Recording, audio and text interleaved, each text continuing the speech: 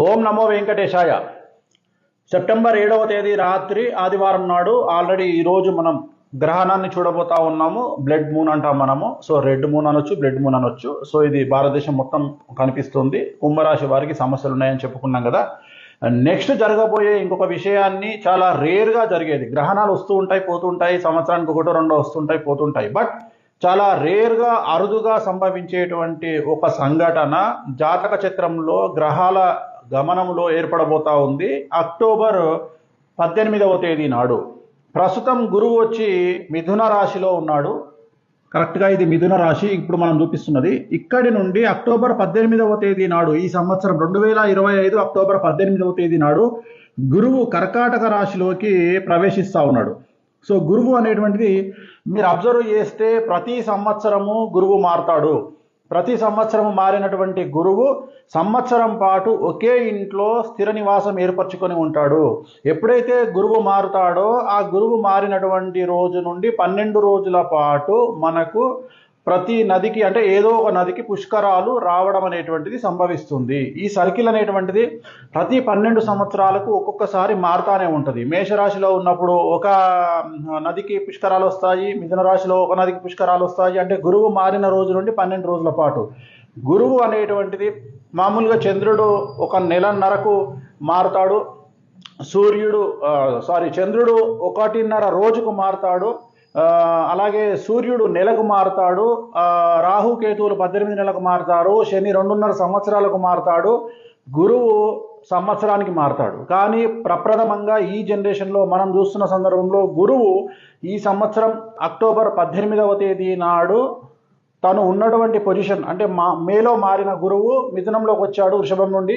ఇప్పుడు అకస్మాత్తుగా మళ్ళీ మిథునం నుండి కర్కాటకంలోకి ప్రవేశిస్తూ ఉన్నాడు. ఎన్ని రోజులు ఉంటాడా ఇక్కడ అంటే 48 రోజుల పాటు కర్కాటక రాశిలో ఉన్న గురువు తిరిగి మళ్ళీ డిసెంబర్ 5వ తేదీ నాడు రాత్రి మళ్ళీ వెనక్కి వస్తాడు.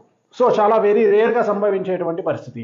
అంటే ఒక విమానం కానీ, ఒక బస్సు కానీ, ఒక ట్రైన్ కానీ సడన్గా ముందుకు వెళ్తున్న సందర్భంలో మీరు సడన్గా వెనక గేర్ వేశారనుకోండి, ఏమవుతుంది అంటే అతిపెద్ద వైబ్రేషన్ అనేది సంభవిస్తుంది. సో అలాగే గ్రహ గమనములో, నవగ్రహాల గమనములో గురువు ఈ అతిచారం జనరల్గా మనకు ఉన్నటువంటిది భారతదేశంలో, మరీ ముఖ్యంగా సౌత్ ఇండియాలో చాంద్రమానం అనేటువంటిది చూస్తాము. నార్త్ ఇండియాకు వస్తే సౌరమానం అనేటువంటిది చూస్తాము. మామూలుగా మనం చంద్రుడిని బేస్ చేసుకొని జాతకాలు చెప్తే మనకు నార్త్లో కనుక తీసుకున్నట్లయితే సూర్య అంటే రవిని బేస్ చేసుకొని, రవి కర్కాటక రాశి స్థితే అని వాళ్ళు రవిని బేస్ చేసుకొని జాతకాలు చెప్తారు. కానీ కాశీ పండితులు కానీ, కలకత్తాలోని కాళీమాత పండితులు కానీ బార్హస్పత్య మానము అనేటువంటి దాన్ని వివరణగా తీసుకొని చెబుతారు. దాన్ని బృహస్పతి మానం అంటాం. బృహస్పతి అంటే గురువు అని అర్థం. సో ఈ గురువు మానం ప్రకారం, బార్హస్పత్య మానం ప్రకారం జరిగేటిది ఏమిటి అంటే ఈ అతిచారము అనేటువంటిది ఏర్పడతా ఉంది. అంటే గురువు ఉన్నటువంటి ప్లేస్ నుండి సడన్గా ముందుకెళ్ళి వెనక్కి రావడం అనేటువంటిది ఒక పెద్ద వైబ్రేషన్కు కారణభూతం కానుంది. సో ఎన్ని రోజుల పాటు ఉంటుంది అంటే ఇంచుమించుగా 48 రోజుల పాటు ఇలా ఉంటుంది. సో దీనివల్ల ఏం జరుగుతుంది, కొన్ని రాశులకు ముఖ్యంగా సమస్యలు ఏర్పడే అవకాశాలు ఉన్నాయి. అవి ఏ రాశులు అంటే ఫస్ట్ మనం రాశి ప్రకారం తీసుకుంటే సింహరాశి వారికి సమస్యలు అనేటువంటివి ఉండబోతా ఉన్నాయి. అలాగే మేషరాశి వారికి సమస్యలు అనేటువంటివి ఉండబోతా ఉన్నాయి. అలాగే కుంభరాశి వారికి సమస్యలు అనేటువంటివి ఉండబోతా ఉన్నాయి. అలాగే ధనుస్సు రాశి వారికి సమస్యలు అనేటువంటివి ఉండబోతా ఉన్నాయి. సో మనం వేసుకున్నటువంటి లెక్క ప్రకారము ధనుస్సు, కుంభము, మేషము, సింహము, సో వీరికి సమస్యలు ఉండబోతా ఉన్నాయి.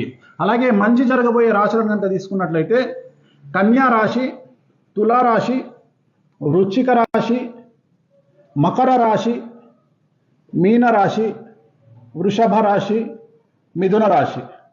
సో వీరికి మంచి జరగబోతా ఉంది. మంచిగా విన్నారు కదా.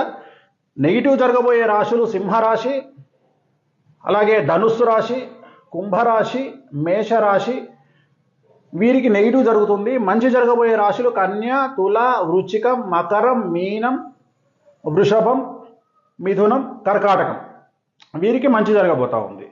సో అది కాకుండా ముఖ్యంగా విఐపీస్, వాళ్ళలో పొలిటికల్, బిజినెస్, సెలబ్రిటీస్, మీడియా, వీరికి సమస్యలు వచ్చే అవకాశం ఉంది. అంటే మీడియాలో పనిచేసే వాళ్ళు పెద్ద పొజిషన్లో ఉన్నవాళ్ళు లేదా ఓనర్స్, సెలబ్రిటీస్ అయితే ఎనీ రంగంలో సెలబ్రిటీస్, బిజినెస్లో ఎంటర్ప్రెన్యూర్స్, డబ్బున్న వాళ్ళు అనుకోవచ్చు, అలాగే పొలిటికల్గా అధికారంలో ఉన్నవాళ్ళు అవ్వచ్చు. విఐపీలు అంటే ప్రోటోకాల్ పీపుల్, దీంట్లో డబ్బు, హోదా, బ్యూరోక్రాట్స్, గవర్నమెంట్ పెద్ద పెద్ద ఉద్యోగస్తులు వీళ్ళందరూ ఈ బ్యాచ్లోకి వస్తారు. సో దీంట్లో ఏం జరుగుతాయి అంటే ఫస్ట్గా తీసుకుంటే బళ్ళు ఓడలయ్యే అవకాశం ఉంది. అంటే డబ్బున్న వాళ్ళు డబ్బును అన్ఎక్స్పెక్టెడ్గా కోల్పోవడము, అలాగే డబ్బు లేని వాళ్లకు సడన్గా డబ్బు రావడము. అలాగే గవర్నమెంట్ ఉద్యోగస్తులు కానీ, డబ్బున్న వాళ్లకు కానీ, విపరీతమైనటువంటి లైఫ్ను ఎంజాయ్ చేస్తున్న వాళ్ళకు కానీ, ఈడీ కానీ, సిబిఐ కానీ, రెవెన్యూ ఇంటెలిజెన్స్ కానీ, జిఎస్టీ కానీ, సేల్స్ ట్యాక్స్, కమర్షియల్ ట్యాక్స్ లాంటి వ్యాపారంలో ఉండే వాళ్లకు ఈ ట్యాక్స్ల పరంగా కానీ న్యాయపరమైన ఇబ్బందులు ఏవైనా ఎదుర్కోవడము, లేదా కొంతమంది పొలిటీషియన్ కానీ, పెద్ద పెద్ద ప్రముఖ వ్యాపారవేత్తలు కానీ జైలుకు వెళ్ళడము, మరీ ముఖ్యంగా ఆడవాళ్ళలో ఉన్న సెలబ్రిటీస్, పెద్ద పెద్ద సెలబ్రిటీస్కు ఆరోగ్య భంగం ఏర్పడము, లేదా జైలుకు వెళ్ళడము, లేదా సమస్యలను కొని తెచ్చుకోవడము, ఇలాంటివి జరిగే అవకాశం ఉంది. ఇంకా రెగ్యులర్గా మనం తీసుకున్నట్లయితే ఖచ్చితంగా కనిపించేది ఏంటంటే ప్రకృతి వైపరీత్యాలు అనేటువంటి సహజంగానే మనం చూస్తూ ఉంటాము. సో ప్రకృతి వైపరీత్యాలు రెగ్యులర్గా ఉండేటివే ఇలాంటి సందర్భాలలో. ఇవి కాకుండా నేను చెప్పినటువంటి సమస్యలు అనేటువంటివి ఏర్పడనున్నాయి. మరి దీనికి ఏం చేయాలా అంటే ఒకటే గుర్తుంచుకోండి, సాధ్యమైనంత వరకు ఈ 48 రోజుల పాటు లెమన్ ఎల్లో అనేటువంటి బట్టలు ధరించండి. అట్లీస్ట్ మీ షర్ట్ గాను, మగవాళ్ళు అయితే షర్ట్ ధరించండి, అలాగే ఆడవాళ్ళు అయితే చూడీదార్ కానీ, శారీ కానీ ధరించండి. లేదు మీరు ప్రయాణం చేసే వాహనాల్లో మీరు కూర్చునేటువంటి సీటు పైన lemon yellow colour Turkey towel వేసుకొని కూర్చోండి. సో అలాగే ఎక్కువగా విపరీతంగా మీకు వీలైతే పులిహోర ఎల్లో కలర్లో ఉంటుంది, లెమన్ ఎల్లో కలర్లో, లేదా మ్యాంగో ఎల్లో కలర్లో ఉండేటువంటి, మామ్లం కలర్లో ఉండేటువంటి పులిహోర తయారు చేయించి బీదవారికి దానం చేయండి.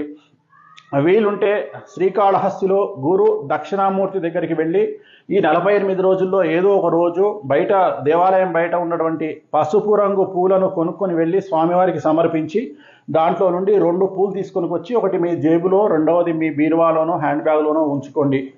అలాగే అక్కడ అర్చన నిర్వహించండి శ్రీకాళహస్తిలో గురు దక్షిణామూర్తి వద్ద. సో ఈ రకమైనటువంటి పరిహారాలు చేసుకోవడం వల్ల సమస్యల నుండి బయటపడేటువంటి అవకాశాలు కనిపిస్తున్నాయి. ఓం నమో వెంకటేశాయ.